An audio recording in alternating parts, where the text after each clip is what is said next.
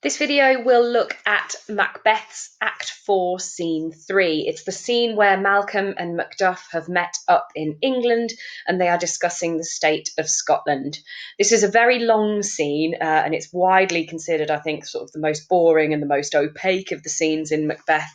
But there's loads of lovely, interesting discussions here about patriotism and the nature of kingship and the nature of duty, which I'm going to look at a bit here. So I've cut quite large chunks out of this scene in order to focus on what I think are the most interesting bits.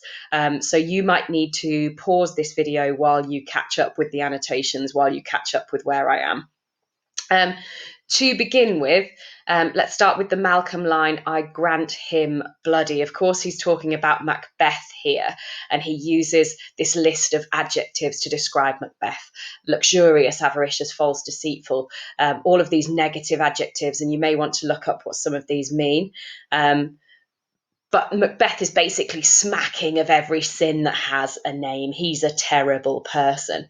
And this is contrasted later with the abstract nouns here: justice, verity, temperance, bounty, perseverance, mercy, lowliness, patience, courage, and fortitude, which are the king becoming graces. So we have this contrast here between the adjectives and the abstract nouns that Malcolm thinks define good kingship.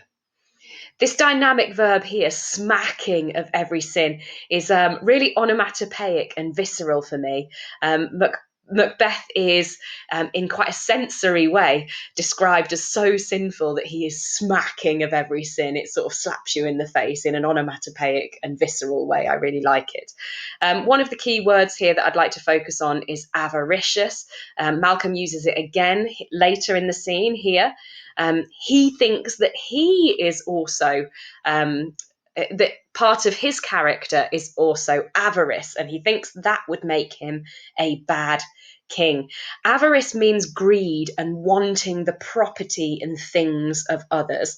So Malcolm says that Macbeth is avaricious, but so is he, and that makes for a really bad king. Furthermore, Malcolm thinks that he would make a bad king because he is so lustful. And we've got your wives and your daughters are not safe from my lust. This image here, the cistern of my lust. He has a big, empty, filthy space filled with lust. It's a really sensationalist image. It's a really exaggerated, hyperbolic image of how lustful Malcolm is. He thinks there's no filling him sexually and romantically. There is a little bit of irony here if you look for it. Your wives, your daughters. Now, of course, Malcolm could here, the actor playing Malcolm, could address the audience, but he's addressing Macduff here. And in terms of dramatic irony, we know that Macduff's family have just been killed. So there's a nasty little bit of dramatic irony here. And Malcolm is saying to Macduff, your wives and daughters are not safe with me. We know that they are not safe at all. And in fact, Macbeth has done worse than lust after them. He has killed them. A reminder here that the king at the time of writing was James I, and he was an insecure and paranoid king. He has succeeded his mother's cousin, Elizabeth I, who was known as a very strong monarch, and she held the nation together. And James was quite insecure about his own kingship and his own reputation. And he was concerned that he had more of these negative qualities than these positive qualities as a king. And Shakespeare in this scene could be seen as trying to reassure him that there's no such thing as a perfect king. All kings are insecure. All kings have their faults. Don't worry about it, James. Interestingly, here we have another reassurance to James, but also an echo of Lady Macbeth's earlier imagery of the milk of human kindness. We have Malcolm here threatening that if he were king, the sweet milk of concord being peace and harmony, would be poured into hell. So Lady Macbeth's milk of human kindness earlier, Malcolm is threatening that the milk of human kindness of society as a whole could be poured away if he were king.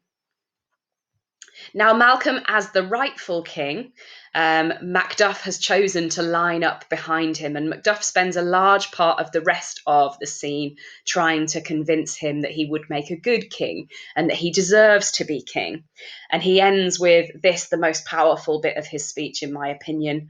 Oh, nation miserable. He turns away from Malcolm and instead addresses the personified version of Scotland in, again, this sensationalist kind of way. Oh, nation miserable, with an untitled tyrant bloody sceptred, when shalt thou see thy wholesome days again? Since that the truest issue of thy throne by his own interdiction stands accursed, thy hope ends here.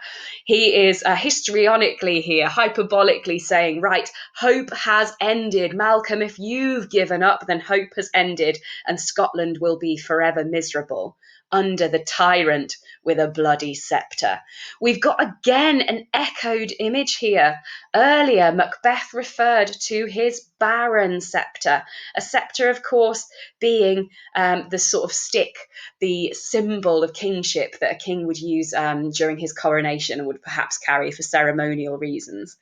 This sceptre being the symbol of kingship, Macbeth thinks that it is barren and that it is fruitless, but Macduff thinks that it is bloody. Malcolm, interestingly, is very easily persuaded by Macduff, and this is where people tend to think that this scene is simply Malcolm sort of playing with Macduff a little bit and testing his loyalty and fishing for compliments, because here he is suddenly he has suddenly turned around. Macduff, this noble passion, hath wiped the black scruples from my soul. So very quickly, Malcolm has changed his mind, and he feels that his mind has been wiped clean by Macduff's reassurances that he would make a good king. He blames here, really interestingly, he blames Macbeth for having doubted himself. Devilish Macbeth hath sought to win me into his power, but modest wisdom plucks me from overcredulous haste. He says that he's been bewitched by Macbeth. Macbeth has made him doubt himself. So it's kind of an interesting scene, and I personally feel that Malcolm shows himself here as a kind of weak, prevaricating king. But it's entirely up to you how you interpret this scene. Because he ends by saying, okay, fine, I unspeak my own detraction. I take it all back, which for me just shows weakness and indecision that you wouldn't expect from a king. Again, going back to our James, he was known as a bit of a prevaricator and somebody who was very easily persuaded by the men around him. So this could be potentially, again, Shakespeare painting Malcolm as a very similar king to James and saying to James, that's okay. Or it could be a subtle hint to the audience that James is indeed a weak king like Malcolm, and he needs stronger men like Macduff behind him to guide his way. Skipping now to line 165, if you could find this bit, when Ross arrives, the kinsman, he's the cousin of Macduff, he arrives with news. Macduff stands Scotland where it did. So we've got again the personification of Scotland here, standing. Does Scotland still physically stand? And Ross says, alas, it's almost afraid to know itself. So we've got in Ross's speech here a lovely, lovely extended metaphor of Scotland as a person, and it's now afraid. And it's not a mother, but a grave. We've got this juxtaposition here of the image of a mother juxtaposed with the image of a grave. A mother, of course, is life-giving. We are born from our mothers, and the grave being where we end our life. So Ross is using this image to suggest that Scotland is where everybody is ending their life, or Scotland's life itself is ending. Very dramatic imagery there to emphasise how badly Macbeth's reign is going. One of my favourite images in the whole play is this one. Now Scotland is in such a bad way that violent sorrows seem a modern ecstasy. It's up to you what you make of this, but in my head, this means that violence is now so normal that it makes people sort of ecstatic. It makes people happy to be violent. It's become so normal. And violent sadness is such a relief from the general suffering that people see it as happiness. People have forgotten what happiness is like. People have forgotten how to smile. And so their ecstasy is now derived from violent sorrow. This is also a reference to madness. Ecstasy is a kind of sort of blind happiness, and a blind joy. And so it seems if you find joy in sorrow and violence, then that implies that you are a little bit mad, and that Scotland is going mad under the reign of Macbeth.